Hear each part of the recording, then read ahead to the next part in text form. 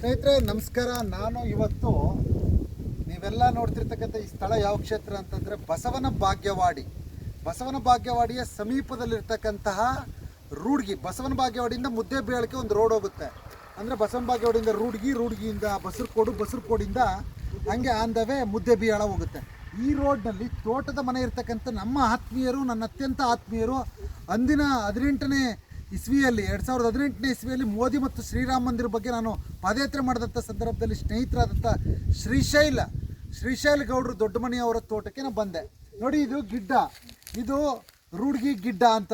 ಇದು ಸುಮಾರು 2 ಟನ್. ಈಗ ನಮ್ಮ ಮೈಸೂರು ಭಾಗದಲ್ಲೆಲ್ಲ ಮಾಮೂಲಿ ಮರದ ಚಕ್ರ ಇರ್ತದಲ್ಲ, ಆ ರೀತಿಯ ಚಕ್ರಗಳು ತಿರುಗೋದಿಲ್ಲ, ಅದು ಹೊಲದ ಒಳಗಡೆ ತಿರುಗೋದಿಲ್ಲ. ಸುಮಾರು 2 ಟನ್ನು ತೂಕ ಇರ್ತಕ್ಕಂಥ ಚಕ್ರಗಳು ತಿರುಗದೇ ಇರ್ತಕ್ಕಂಥ ಗಾಡಿಯನ್ನು ಜಗ್ಗಿ ಎಳೆದು 18 ಬೈಕ್ಗಳನ್ನು ಗೆದ್ದಿರ್ತಕ್ಕಂತಹ ಗಿಡ್ಡ ಇದು.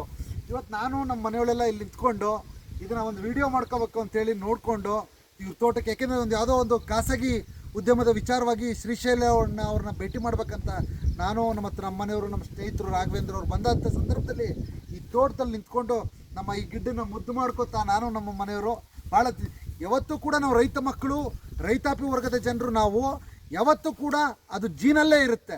ಯಾಕೆಂದರೆ ನನಗೇನು 16 ಕೋಟಿ ರೂಪಾಯಿ ಬಂದುಬಿಟ್ರೆ ನಾನು ಬಿಲ್ಡಿಂಗ್ ಮೇಲೆ ಬಿಲ್ಡಿಂಗ್ ಕಟ್ಟಲ್ಲ, ನನ್ನೂರಲ್ಲಿ 4 ಎಕರೆ ಎಕ್ಸ್ಟ್ರಾ ಜಮೀನು ತಗೊಳ್ಳೆ ಅಂತ. ಅದು ರಕ್ತಗತವಾಗಿರ್ತಕ್ಕಂಥದ್ದು ರೈತಾಪಿ ವರ್ಗದ ಚಿಂತನೆ.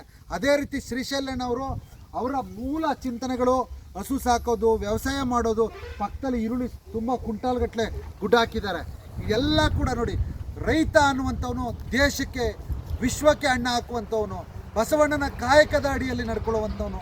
ನಿಜಕ್ಕೂ ಯಾಟ್ಸಾಪ್. ಒಬ್ಬ ರೈತಾಪಿ ನಾಯಕನಾಗಿ BJPಲಿ ಕೂಡ ಗುರುತಿಸ್ಕೊಂಡಿದ್ದಾರೆ, ಪಂಚಮಶಾಲಿ ಸಮಾಜದಲ್ಲೂ ಗುರುತಿಸ್ಕೊಂಡಿದ್ದಾರೆ.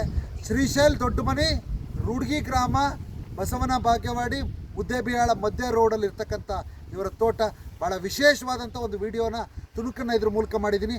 ಇದು BBA ವಾಯ್ಸ್ ಹಾಗೂ ಸ್ನೇಹಿತರದ್ದು ಯಾವುದೋ ಒಂದು ರೂಡ್ಗಿ ಗಿಡ್ಡ ಆಫೀಸ್ ಅಂತ ಹೇಳಿ ಆ ಇನ್ಸ್ಟಾಗ್ರಾಮ್ಲೆಲ್ಲ ಸಿಗುತ್ತೆ ಇದ್ರ ವಿಚಾರಗಳು ಅಂತ ಹೇಳ್ತಾ ನನ್ನ ಲೈವ್ ಆದಂಥ ಒಂದು ಸಣ್ಣ ವಿಡಿಯೋವನ್ನು ಮುಗಿಸ್ತಾ ಇದ್ದೀನಿ.